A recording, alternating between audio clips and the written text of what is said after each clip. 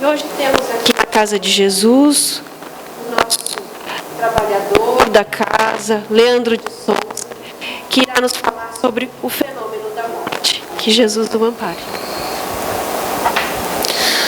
Boa noite a todos. Que Jesus possa estar sempre presente em todos os corações.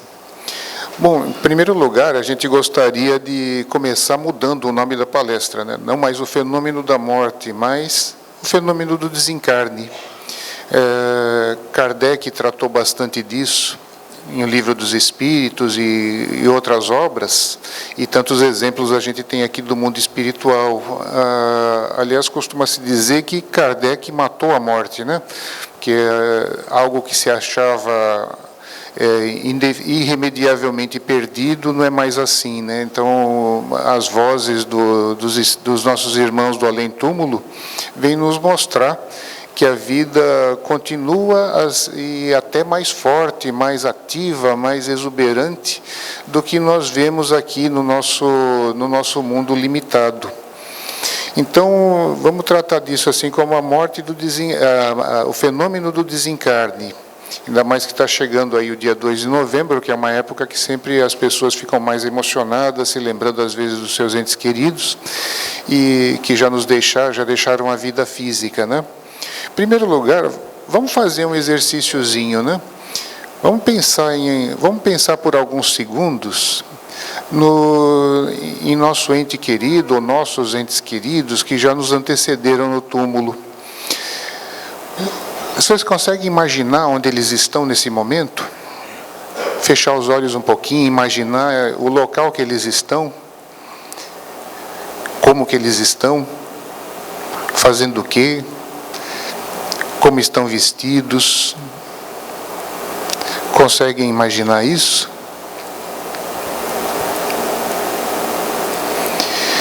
Tentemos por um pouquinho e guardem essa imagem nas suas mentes. E vamos fazer algumas reflexões sobre isso. Depois nós vamos voltar nessa imagem que vocês conseguiram perceber agora ou não perceberam, né? O desencarne ainda nos causa um certo temor, não é verdade? Aliás, entre nós espíritas não, né? Não? Eu escutei algumas risadas ali, será que não mesmo? Sim ou não?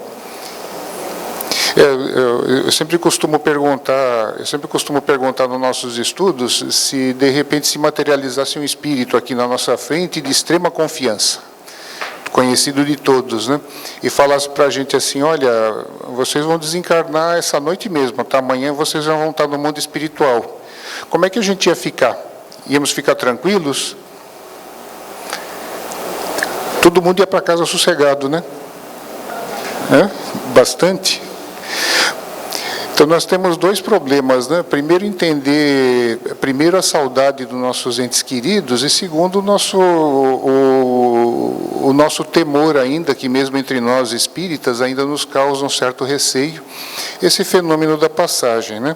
Vamos começar fazendo algumas reflexões, em primeiro lugar, sobre o temor. As causas do temor. Nos materialistas, entre os nossos irmãos materialistas, é bastante explicado, né? Que eles acham que acaba tudo com a matéria, então na hora que morre o corpo físico, acabou a vida, né? Então é lógico que a gente quer aproveitar, o materialista quer aproveitar o máximo tempo que ele pode sobre a Terra, né? Então é natural que sinta temor dessa vida acabar. Outras religiões acreditam numa vida eterna, né? Acreditam numa vida eterna, que nós vamos para algum lugar. Mas às vezes essas crenças não resolvem tão bem assim o nosso problema e trazem mais temor ainda, né? Porque se a gente imaginar que muitas crenças nos levam a acreditar que nós vamos ou para o céu ou para o inferno, e que nós vamos estar irremediavelmente separados. Imagina que a pessoa amada nossa pode ter ido para o céu e nós vamos para o inferno, nós vamos ficar irremediavelmente separados pela eternidade. Também não é um negócio bom, né? Talvez seja a mesma coisa que morrer mesmo. E pior ainda, aquela crença do dia do juízo final, onde a gente imagina que vai ficar adormecido durante vários anos ou séculos até que chegue Jesus e fala, essa turma aqui vai para um lado, você vai para o outro, e a gente acaba ficando irremediavelmente perdido, né? Então, dificilmente outras religiões vão explicar esse fenômeno tão bem quanto o Espiritismo, né? Todas elas a gente tem um temor, o temor da separação, a dor da separação, né? E mesmo entre nós espíritas, nós já estamos percebendo, apesar da gente ter informações privilegiadas, vamos dizer assim, hoje em dia é um negócio até mal visto, né? A gente falar informações privilegiadas já dá a impressão de outra coisa. Mas, deixando esse assunto à parte, eu digo que nós temos informações privilegiadas porque o Espiritismo é a única corrente religiosa que obtém informações do além-túmulo, né? Que obtém informações dos nossos irmãos que vêm nos contar o que está acontecendo por lá. Então, teoricamente, nenhum de nós deveria temer a morte, né? Para que a gente tem medo? Porque se a gente sabe que a vida continua, já tivemos várias mensagens de espíritos, tantos livros que nós temos por aí, ou nós passamos, ou muitos de nós até tivemos algumas experiências, né, nessa área, e se não tivemos a dádiva da experiência, né, muita gente fala assim, mas eu não acredito porque eu nunca vi, eu nunca recebi uma mensagem de um parente meu, né? A gente também não vê micróbio, mas a gente acredita que eles existem e vamos lá tomar vacina e vamos fazer um monte de coisa, né? A gente não vê o ar, mas acredita que ele existe e vai por aí afora. Então, às vezes, nós não temos a chance de ter a experiência, mas nós temos aí um monte de livro, um monte de obra que nos mostram que a vida continua forte, né? Mas, se a gente refletir um pouquinho, fica mais ou menos claro para nós que é muito difícil, num período curto, né, e face à nossa herança cultural, as coisas que ainda estão impregnadas aqui nas nossas mentes, lembrando que nós passamos por diversas encarnações, essa não é a nossa primeira vida, né? Até a gente acha isso estranho, né? Já passamos pelo fenômeno do desencarne quantas vezes? Mas toda vez que a gente volta aqui na Terra, principalmente nos últimos séculos ali, né, que a gente tem uma herança cultural muito grande dos tempos antigos, a morte é apresentada sempre como algo tenebroso e com uma caveira encapuçada que nos ceifa as vidas, nos separa, e a gente acaba ficando com esse negócio na memória, né, eu digo na memória espiritual, e isso acaba nos causando bastante temor, né? Então, essa herança cultural acaba causando esse temor que a gente ainda traz no coração. E parte disso, claro, pelo próprio instinto de autopreservação, o que é ótimo para a nossa própria defesa e para que a gente não saia da vida antes da hora certa, né? Lembrando que o único jeito de a gente sair da vida antes da hora certa, né, é através do suicídio. Mesmo que a gente saia da vida por algo assim totalmente inesperado, um acidente, uma bala perdida, tanta coisa que a gente vê acontecer aqui no nosso dia a dia, ainda assim nós estamos saindo na hora certa. Nós só vamos sair na hora errada, né? Nós só vamos antecipar o nosso retorno ao mundo espiritual através do suicídio, que é a pior forma possível da gente retornar. Então, o segredo já está bastante aí, né? A gente tem que retornar na hora certa e falar sobre isso sem preconceito, sem tabu, porque normalmente quando a gente fala de morte, o pessoal já bate a mão na madeira e ninguém quer falar sobre o assunto, né? Só a gente pensar um pouquinho. Quem aqui pensa nisso? Quem pensa que um dia vai desencarnar? Normalmente, a gente só pensa quando a gente está numa situação, sei lá, alguma doença grave, que o médico falou já para a gente que nós não temos muito tempo, né? Mas, via de regra, nós não pensamos, não é verdade? Então, parece que a gente acredita, mesmo sendo espíritas, mas essa crença não está assim fortemente presente em nossos corações. Isso existe, mas de vez em quando parece que não existe, né? Parece que a gente não se fixa no nosso pensamento. Agora vamos falar um pouquinho de como esse fenômeno se processa para a gente entender melhor o que se passa com o espírito que está mudando para o seu novo endereço, né? Que na verdade, se a gente começar a entender a morte do corpo físico como uma mera mudança de endereço, a gente vai ver que essa coisa fica mais suave para nós, né? Os espíritos nos explicam que o desligamento, esse processo do desligamento, na verdade nós somos seres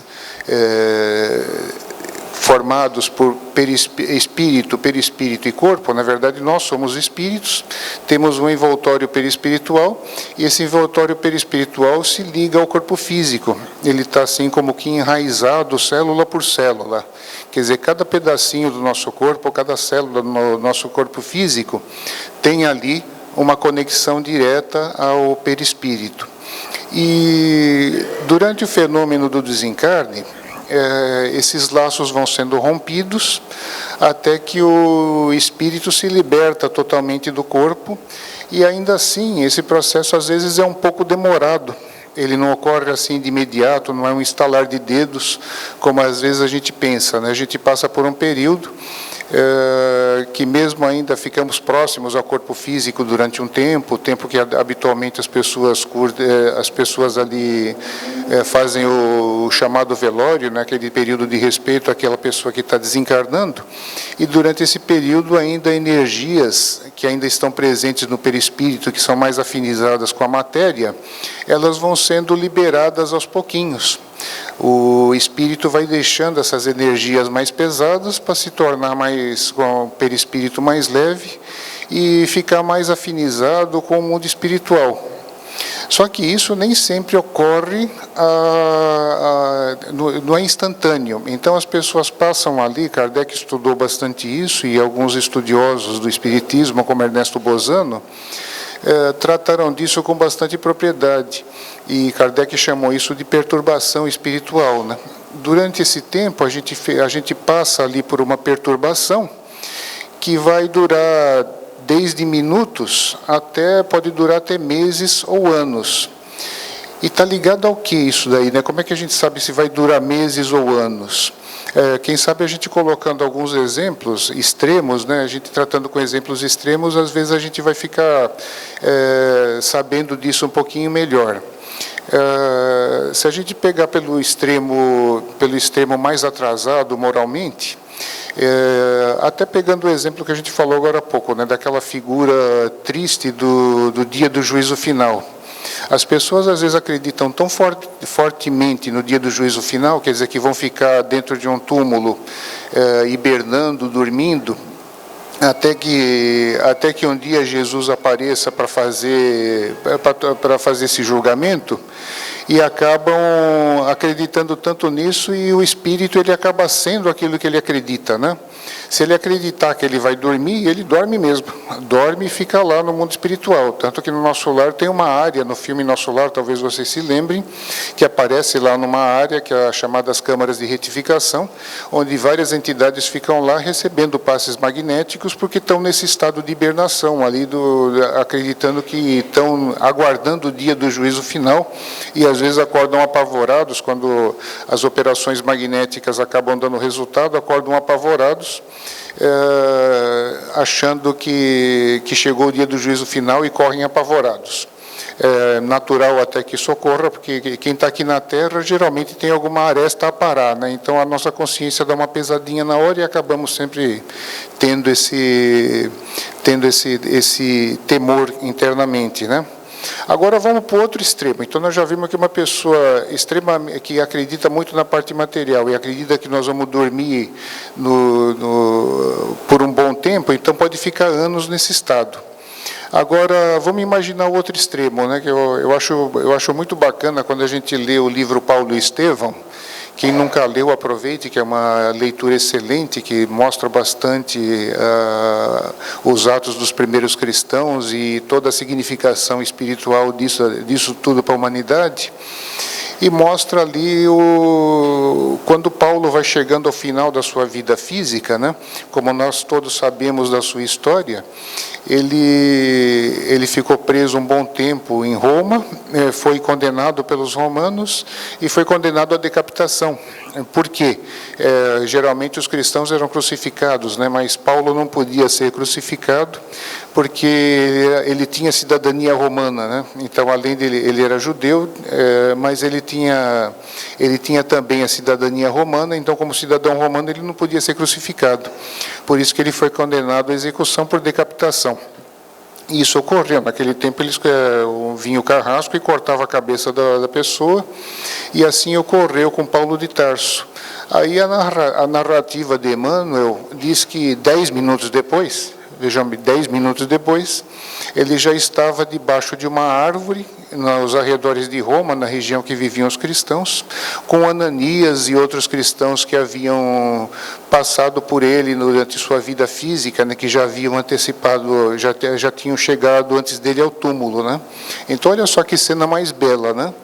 Então, 10 minutos depois, quer dizer, ele não sentiu dor nenhuma, não sentiu nada que o afetasse, nada que o constrangesse. 10 minutos depois, ele já tinha passado pela perturbação e já estava contente com seus amigos e já manifestou o desejo de ver Jerusalém. Os espíritos têm a grande vantagem que não precisa pegar avião nem nada, né? Só com o impulso da vontade, e em pouco tempo já estavam em Jerusalém, revendo aquela terra tão querida para Paulo. Entre esses dois extremos, em algum lugar nós vamos estar. Geralmente um espírito mediano, né, segundo as obras que a gente lê, que os nossos irmãos espirituais nos trazem, geralmente da ordem de horas ou dias, essa perturbação passa e a pessoa acorda. Acorda onde? Como é que vai ser isso? Vai acordar onde e vai estar onde? Tudo vai estar em função do jeito que nós vivemos. Tudo vai estar em função do jeito que nós pensamos. A que tipo de estímulo nós respondemos durante toda a nossa vida? Nós vivemos bem? Somos uma pessoa tranquila? Procuramos estar bem com todo mundo? Cumprir com as nossas obrigações? Ou será que nós somos aquelas pessoas brabas que estão sempre de mal com a vida? Ou respondemos a estímulos, às vezes até piores, como, sei lá, o alcoolismo em excesso, ou como a ira, ódio, agressões físicas? Em que estágio nós estamos? Nota que a gente falava agora há pouco que o espírito é aquilo que ele pensa, acontece com ele aquilo que ele pensa. Por isso que eu sempre achei que um dos mais belos filmes que Hollywood produziu, eles sempre tentam produzir filmes assim, fantasmagóricos ou coisas assim do mundo espiritual. Mas um dos melhores que eles produziram, que retrata bem a situação do espírito, é O Sexto Sentido, onde o garoto via que os espíritos estavam num estado, né, ele falava assim, os espíritos veem o que eles querem ver e estão como eles querem estar. Nada mais certo do que isso, porque quando a gente chega lá no mundo espiritual, caem ali as nossas máscaras, mas o nosso pensamento continua. Se a gente está sempre imaginando casos extremos, né, então uma pessoa que passou a vida inteira tendo o alcoolismo como seu companheiro de todas as horas, quando ele desencarna, vai para onde? Para o primeiro boteco disponível, pode ter certeza. Se a pessoa tem uma elevação espiritual razoável, ele vai para alguma das cidades espirituais, certamente vai ter ali seus parentes o esperando, pessoas que o antecederam no túmulo. Ele vai encontrar essa vida maravilhosa e perceber que ele fez apenas uma transição, apenas uma mudança de endereço. A gente pode comparar isso a um parente nosso que vai para outro país, pode estar longe, pode estar meio sem contato com a gente, podemos não estar vendo ali o tempo todo, mas ele está lá. Então isso é importante, porque a nossa vida a nossa vida que vai nos levar, o estilo da nossa vida que vai demonstrar se o nosso desencarne vai ser mais fácil ou mais difícil. Apesar da gente ter tratado isso, eu falei no começo da palestra que eu preferia tratar como fenômeno do desencarne e não fenômeno da morte. O nosso estilo de vida demonstra sempre que morrer o corpo físico nem sempre é o mesmo que desencarnar. Às vezes o desencarne é mais penoso, demora mais, e está tudo ligado ao nosso estilo de vida, né? Sempre a gente desenvolver o nosso senso moral, o conhecimento do mundo espiritual, o conhecimento das coisas que se passam lá, a gente pensar nesse mundo, tudo isso daí vai adiantar bastante. Se uma pessoa nunca pensa nisso, acha que nós estamos sempre dentro da matéria e não existe mais nada além da matéria, quando desencarnar ela vai se ver na matéria. E não vai entender o fenômeno que está acontecendo com ela. Ao passo que a pessoa que estuda esse mundo, compreende, pensa, ela começa a enxergar esse mundo e esse mundo começa a fazer parte do seu dia a dia. Então esse que é o grande truque, né? Como que a gente se prepara, né? Como é que a gente se prepara para esse instante? Que afinal de contas nenhum de nós aqui vai ficar para semente, né? Nenhum de nós vai ficar na Terra eternamente. Então como é que a gente se prepara para esse instante tão importante das nossas vidas? Alguém aqui se prepara? Pô, ninguém levantou a mão? Toda vez que a gente fala nesse assunto, ninguém quer saber, né? Toda noite a gente faz um treinamento para o desencarne. Não é assim, Deus seria muito ruim se a gente fosse viver uma vida inteira preso à matéria e de repente a gente tivesse que mudar radicalmente de vida sem ter contato com esse mundo, né? Então todas as noites o espírito se desdobra, né? O corpo físico fica dormindo e a gente tem a chance de participar um pouco dessa vida do mundo espiritual. Sonhar, receber nossos amigos, nem sempre o que a gente sonha, nem sempre o que a gente acha que é um sonho, né? Às vezes são instantes maravilhosos que a gente vive com nossos entes queridos que já foram, aproveitando esse momento, né? Ou eles vêm a nós, ou às vezes até mesmo nós vamos a eles. Mas tudo depende da gente estar sintonizado com esse mundo. Se a gente está sintonizado com outra coisa, jamais nós vamos lá, né? Isso tudo vai nos levando, então isso tudo é que vai determinar como que vai ser se o nosso desencarne vai ser mais fácil ou mais difícil. Aquele que opta pelo seu treinamento, entre aspas, né, viver um pouco desses dois mundos durante a sua vida inteira, certamente vai chegar lá de uma forma bem mais fácil, bem mais simples, do que mais próxima de Paulo, né, e mais longe de quem pensa no dia do juízo final. Então, cabe a nós fazer essa escolha e nos direcionarmos para o lado certo, para que quando chegar o momento nós estejamos preparados.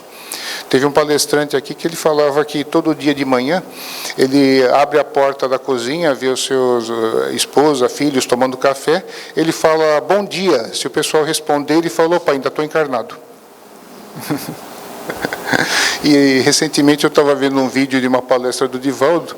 Ele disse que quando ele acorda, ele abre a janela, olha e agradece pela oportunidade de estar na vida, né, e ele tenta mover alguma coisa material.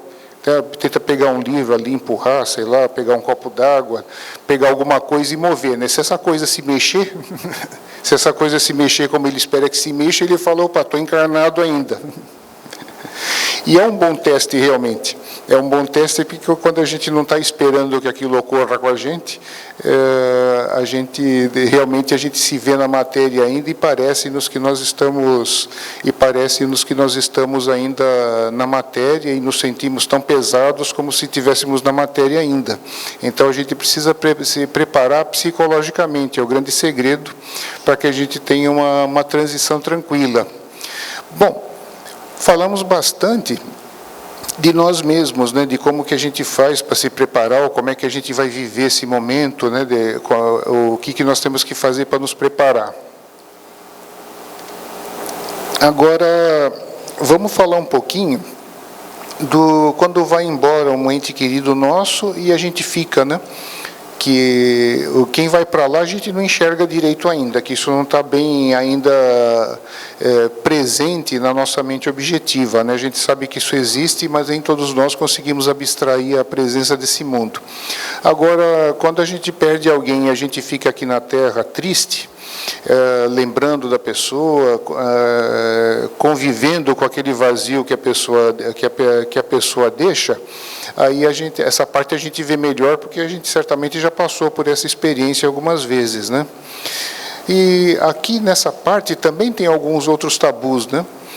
A gente vê muita gente por aí dizendo que o espírita não pode chorar, não pode ter lembranças, não pode ficar evocando, né? Que ele diz que toda vez que a gente lembra do espírito, a gente está evocando esse espírito e nós vamos estar prejudicando ele. Então o espírita parece que tem que ficar ali durão, não pode se emocionar. Será que isso é verdade? Será que é verdade que a gente não pode chorar? Claro que pode, né, gente? Afinal de contas, a pessoa às vezes conviveu com a gente 40, 50 anos, né? O que é prejudicial não é isso. O que é prejudicial são aqueles casos assim extremamente exagerados, onde a pessoa se revolta, como aquele caso famoso que apareceu naquele filme das mães do Chico Xavier, né? Que isso também veio de um livro, onde a mãezinha que tinha perdido um filho com 18 anos ou algo do gênero, ela manteve todo o seu guarda-roupa lá, e todo dia ela pegava a roupa do filho e ficava passando a mão na roupa do filho, mas ela fazia isso com revolta, com uma emoção muito ruim, revoltada contra Deus, porque achava que era injusto o seu filho ter partido antes. E a gente sabe que pelo Espiritismo existem pessoas que cometem injustiças, mas não existe injustiçado.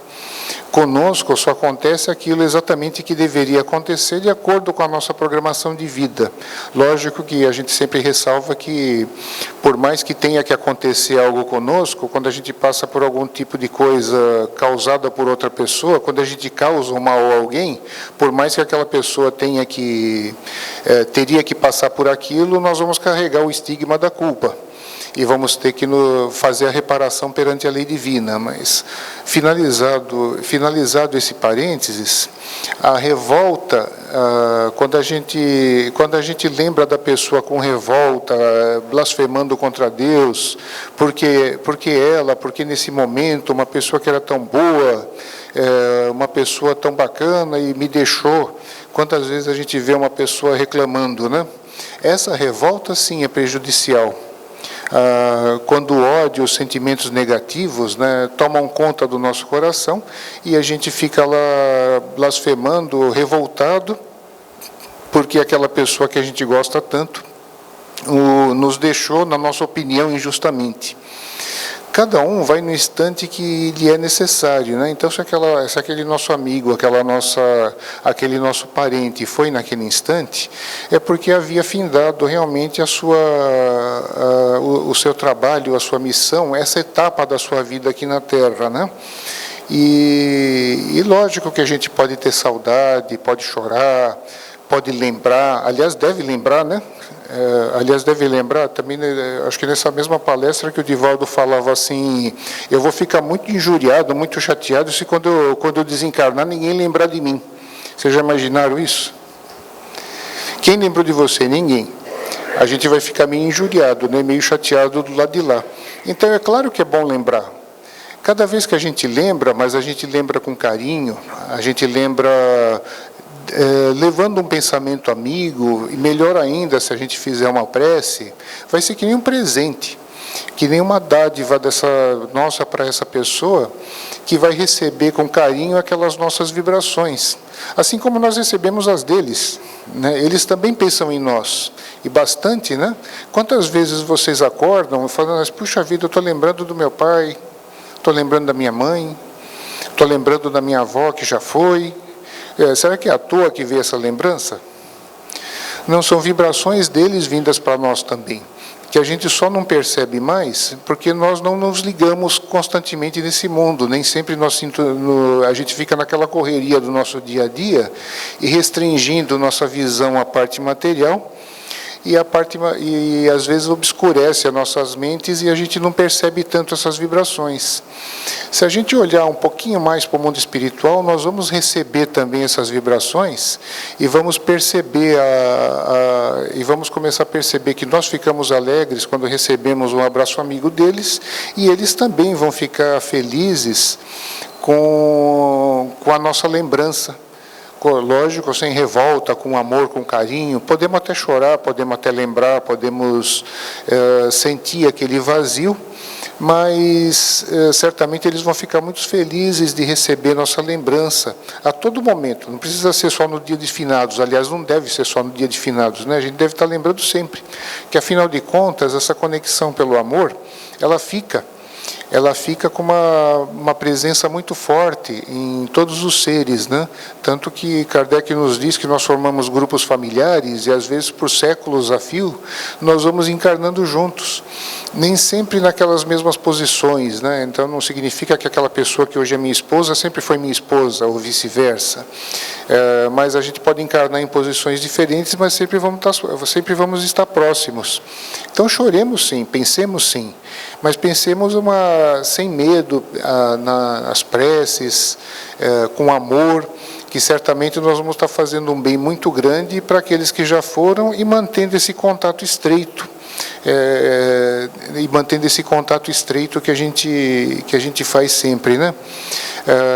Que a gente perde muito quando a gente está deixando isso de lado. Falando em visão, né, que a gente está enxergando, falando em a gente não está vendo esse mundo tão fortemente assim, o quanto a gente consegue enxergar à nossa frente, geralmente nos auxilia bastante na hora da gente tomar as decisões. Um jogo de xadrez, o jogador que obtém os melhores resultados é aquele que consegue mentalmente imaginar vários lances à frente. Vou fazer isso, vai acontecer aquilo, vou reagir dessa forma, ele vai tentar vir para cá ou para lá, eu vou para lá. Então, os jogadores de xadrez que conseguem imaginar muitos lances à frente, eles conseguem obterem melhores resultados.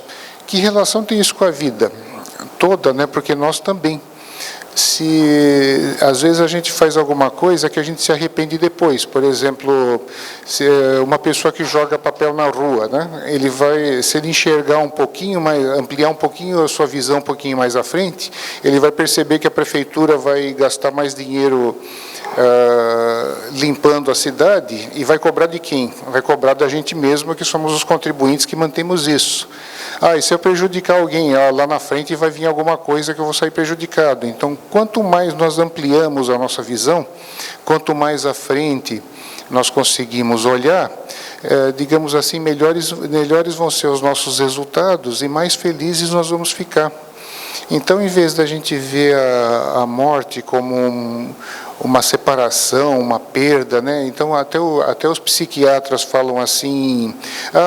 O Freud, nos seus escritos, ele falava assim, tratava da perda dos entes queridos.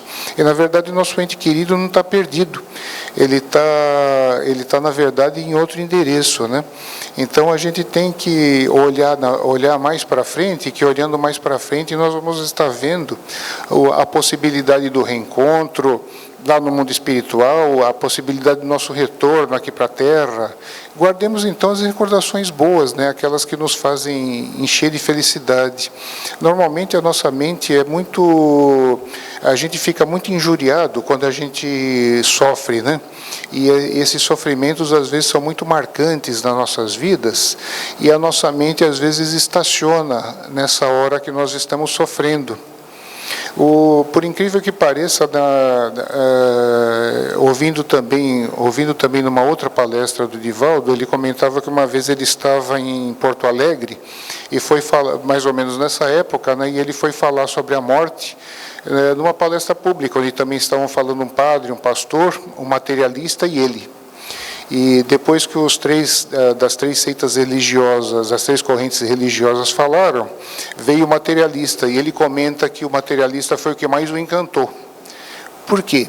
O materialista, no começo da sua fala, ele falou assim para ele: puxa, para mim, quando eu venho atender um cliente, ele era da área da psicologia, quando eu vou atender um cliente, uma pessoa que está passando por uma situação dessa, que perdeu alguém que ama, e está vivendo aquele instante de luto, de dor, de desespero, eu não tenho esse arsenal todos que vocês têm, pelas suas religiões, de levar esperança, de levar a esperança que a pessoa vai se reencontrar um dia, que um dia vão ser, que não está perdido, que a vida é eterna, porque ele era materialista, né? Então imaginem vocês, uma pessoa sendo materialista, como é que atende, né? Como é que vai consolar alguém que acabou de perder um ente querido? Então ele disse que de uma hora para outra eu tive um insight e perguntei para as pessoas: escuta, quanto tempo essa pessoa viveu com você? Ah, ela viveu 50 anos, 10 anos, 1 ano, 1 mês, 50 dias, não sei quanto.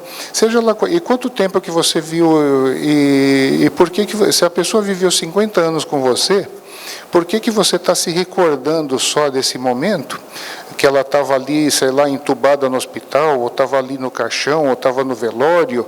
Por que você se recorda só desse momento e esquece os outros 49 anos, 300 e tantos dias que vocês estavam vivendo juntos, que tiveram alegria, que tiveram paz, que fizeram muitas coisas boas juntos? É muito melhor mantermos essa recordação nos nossos corações do que a gente fazer isso, ficar recordando só daquele momento trágico, né? E para nós espíritas, melhor ainda, que a gente vai ter sempre as recordações boas, e como a gente enxerga através dos nossos irmãos espirituais, conseguimos enxergar um pouquinho mais longe, a gente tem certeza que um dia vai se reencontrar. E que esse reencontro ele pode ser até mais rápido do que a gente imagina. Não porque a gente está desejando que a gente vá antes, claro, mas pelo fato da gente conseguir manter essa conexão espiritual, certamente nós vamos ter muito contato com os nossos irmãos, com nossos irmãos que já se foram. Talvez um dos mais belos exemplos, né, na Federação Espírita do Paraná, tinha um senhor que até era esperantista também, o Napoleão. Quando desencarnou a esposa dele, ele fez um negócio maravilhoso, né? Eles viviam muitos anos juntos e eram todos espíritas. Então o velório, a cerimônia final foi totalmente diferente do que vocês possam imaginar. Nada de músicas fúnebres, nada de flores ou de coisas assim coisas que lembrassem um momento trágico, mas sim fotos de momentos maravilhosos que eles passaram juntos, enfeitavam todas as paredes do recinto. Os filhos, que gostavam muito de cantar com ela, cantando músicas que ela gostava de cantar junto com eles. E soltaram, ao final de tudo, uma série de balões brancos com gás, simbolizando a libertação do espírito, que estava voltando para a pátria espiritual. Então, que cena mais bonita do que essa, mais bacana? A esperança, o amor, essas coisas que nos atingem, assim, que deveriam nos fazer nos movermos para frente, e a esperança, a certeza que em todo momento da nossa vida o nosso ente querido não está perdido, e um dia vamos estar juntos novamente, quando nós próprios passarmos por isso. Então devia ser algo suave, né? Devia ser algo suave, algo tranquilo, algo de paz, mas que a gente às vezes tem dificuldade de lidar com isso, justamente porque a gente não faz esse preparo, e esse mundo não fica tão presente nas nossas mentes quanto ele deveria estar. À medida que nós vamos adestrando nossas mentes para viver uma parte desse mundo, ele vai ficando mais estreito, vai ficando muito junto das nossas mentes, e com o tempo a tendência é que ele fique um mundo só. A tendência é que ele vai ficar com contato cada vez mais estreito, que nós vamos estar com muito mais facilidade em contato com nossos amigos. Quanto tempo vai demorar? Não sei, vai depender de nós, da gente fazer a nossa parte e entender esse fenômeno como natural, e deixarmos que ele flua com tranquilidade, com paz, e imaginar que nada disso está perdido. Desejamos a todos muita paz, um ótimo final de semana, e que Jesus abençoe a todos e esteja sempre presente.